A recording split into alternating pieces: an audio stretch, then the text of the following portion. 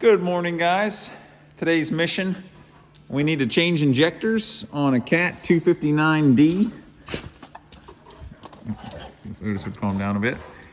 These are Kubota 3.3 liter common rail engine, and I haven't found a lot of info on how to do this. I don't really know how to do this, so we're gonna figure it out. Basically, the valve cover has to come off, and I think there's a cross tube going in to each injector. And then there's a hold down on each injector. And more or less what I can gather is these injectors are absolute junk. This machine only has 1,300 hours on it. This one was changed by the Cat dealer when we got it. It still has like a random miss at times when it's cold, and it comes and goes. And basically, if you read, a lot of people with Kubotas or these Cats will have these issues. And I don't understand how it's not a bigger issue from like a class action lawsuit, in my opinion.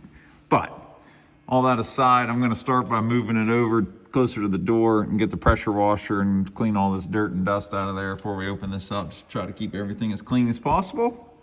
And we'll try to figure this thing out.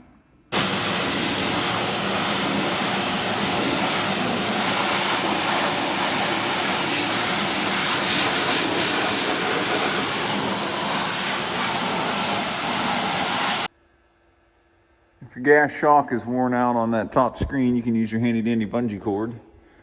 I think you take these bolts out and this thing will raise up, kind of like the older R242. That was all hydraulic gas shock to pull that radiator up, but I think this one you can still do it. You just pull those bolts.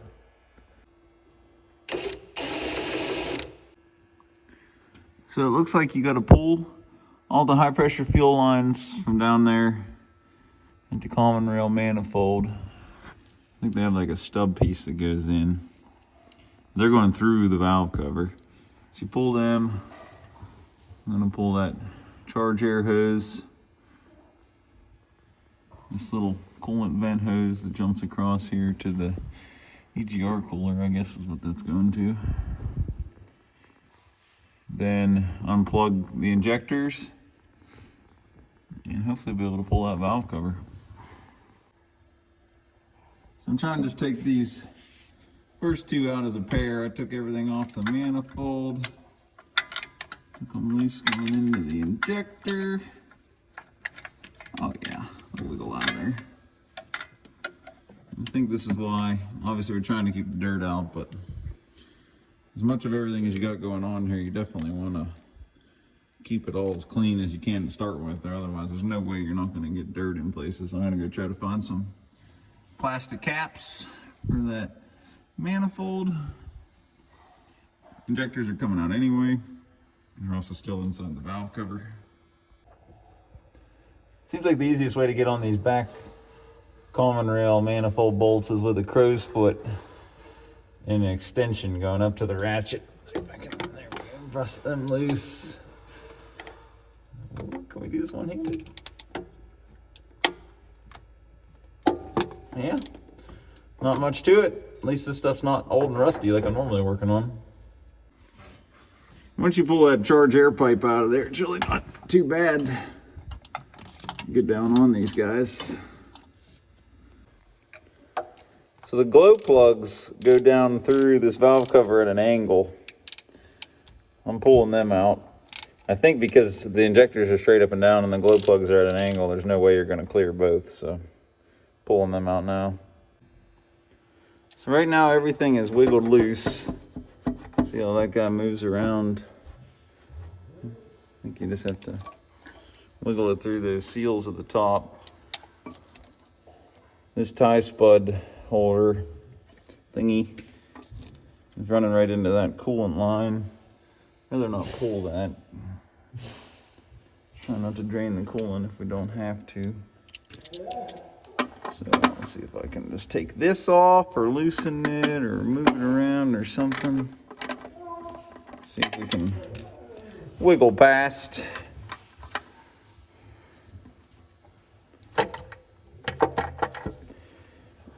This is gonna be a pain. Get over those injectors. So it is wiggling up out of there. Close. Start seeing what we got under there. I think if I pull this lifting lug off of there. It'll make life a lot easier to come back. Alrighty. The coolant hose is definitely a pain.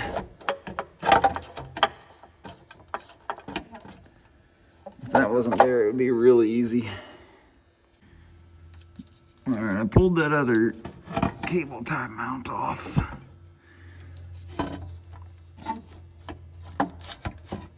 Come on.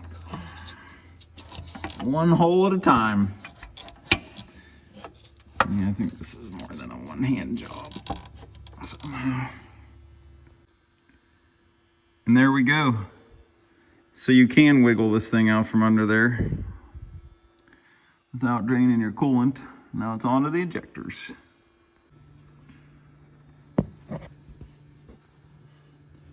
So all the hold downs are out. Should be able to just pop these guys up out of there.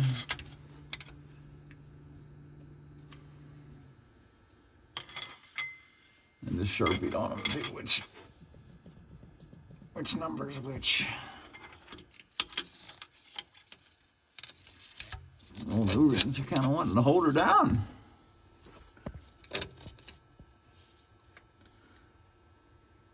I'm gonna clear that thing on that one. Tried to cheat and not take that back bolt out, just loosened it to swing them out of the way. Come on, girl. Different bar. Round two.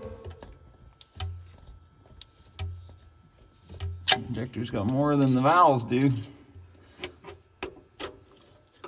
Come on, girl. Just come on out of there, would you?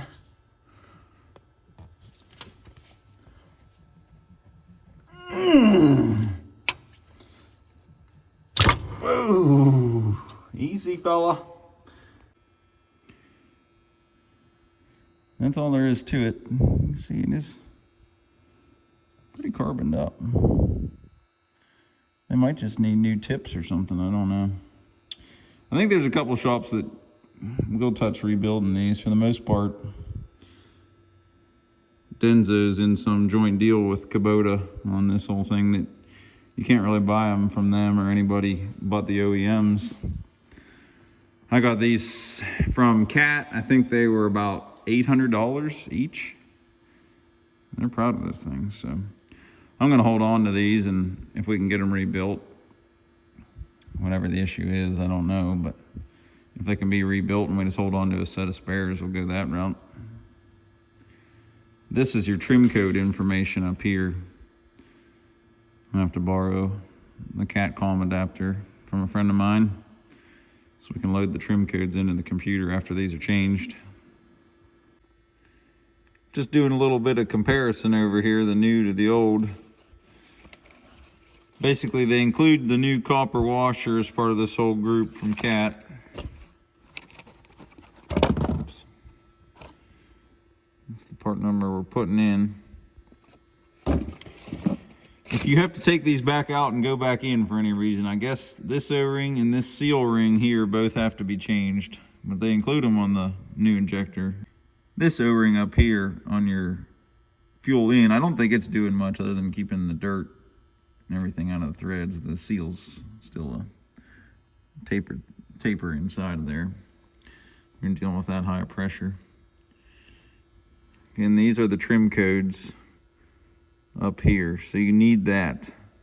You need to know which one is in which hole as far as all those trim codes go. B0. So you see that one was B0 on the bottom, this one's 7B.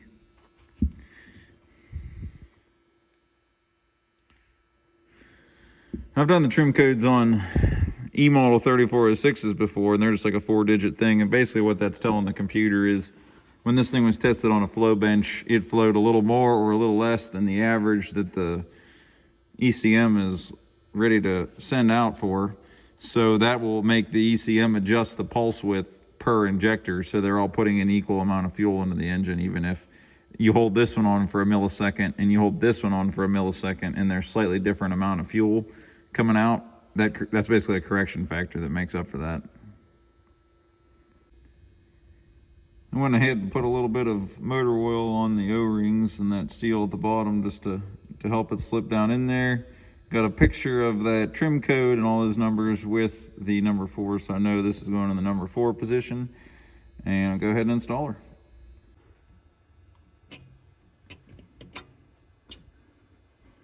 Wiggle that down there.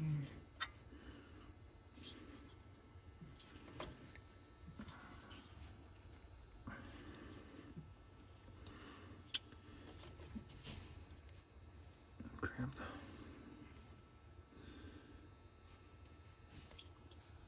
Where did you go, little guy?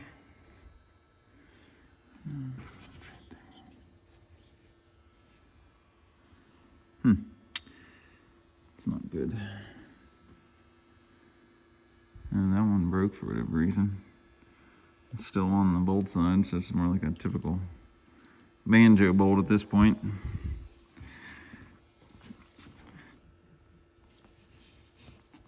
There we go. Get the seat down in there all the way. You could hear it hit the bottom. And put the hold down on. Alright, so I finally found I just bought the manual. I don't have SIS, so I bought this manual. It's like 40 bucks online for this machine. They do want you to change these gaskets, so I'm going to do that. The Cat dealer has them in stock. It's like $5 for all 5 that we need or less. Screwed up by not ordering them from the get-go, but I just don't think it's worth putting this together and having a leak on that return line and starting to put fuel in the oil and having to do this all over again. So tomorrow is Monday. Today's New Year's Day. I'm not sure if the dealer's open tomorrow or not, but our closest branch has them in stock, so I'll see if I can get a hold of them. These hold down bolts torque to 26 Newton meters, so I'm going to go ahead and torque them down now. Basically, I hooked that return line up first, trying to make sure it was held the right angle. These hold downs do hold it from turning pretty well, so as long as you can get the line hooked up, which that rubber boot gives a fair bit of give.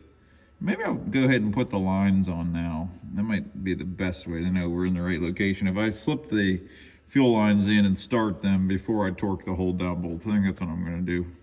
I don't want to torque them in a position where they won't line up, because basically once you tighten them, that copper gasket and everything is done, and you got to replace that if you got to loosen it up and move it.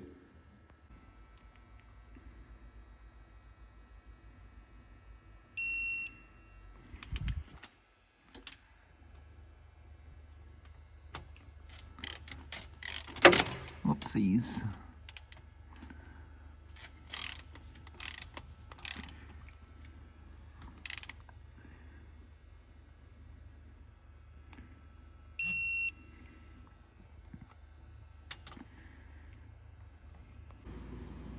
Ended up getting new gaskets from Cat, 85 cents a piece. Figure might as well. I don't think we needed this thing to wait another day or two. Valve cover bolts torque up to 100 inch-pounds, and the glow plugs torque to 75 inch-pounds. Once you've hooked up SIS, you'll see all this stuff here for the machine. There's 4 different ECMs it's looking at, which is the engine, the machine control, the screen, and product link. I guess are all the different controls. To enter the trim codes, just go to Service, Calibrations. It'll come up with all the different options. You can put in here Injector Codes Calibration. Double click that. And then all you do is, these are all those numbers that were on the injectors. I already entered these, but you just bring that up, type in everything as it was on the injector and hit OK. And it'll load them in so it knows the fuel offset per injector. I think I'm also going to force a regen on this while I have this computer. It is like a 64% soot load, so I'm going to take it outside and do that. And thanks for watching. Not sure if you can hear a difference or not, but it does sound like it's running really nice and smooth.